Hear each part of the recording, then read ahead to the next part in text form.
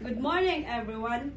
Welcome and witness our role-play presentation entitled Group Work Pero May Scam.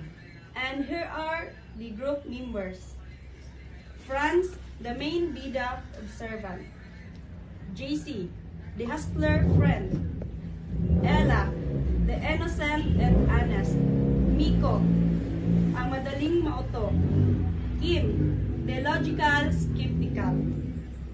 Sa isang area, may group meeting at lahat ay nakaupo at may dalang laptop at printouts. Tapusin na natin tong project hawag, puro chika.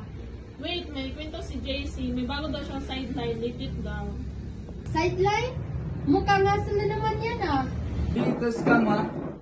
Promise, legit to. May kakilala akong nag-invest 500 pesos lang. Pagbalik, 10K agad. Hala, parang too good to be true naman. Baka ma-deceive tayo niyan. Hindi kayo ma-deceive.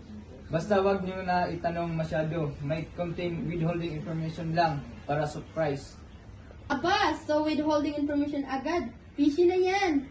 Tsaka ba't ang high pressure mo? Ang pusi mo pa kausap. Parang hard shell cells mo. Siyempre, fast talking dapat para di maunahan ng iba.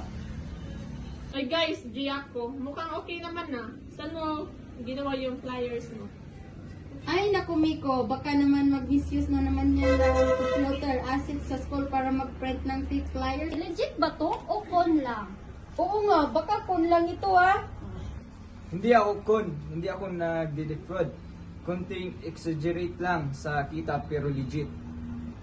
Ay nako, GC, puro ka na lang hassle as scam. Mag-focus ka na lang sa project natin bago tayo bumagsak.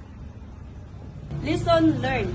Mag-research bago sumali sa kung anong scam. Huwag magpauto sa mga madaming fast-talking na posi.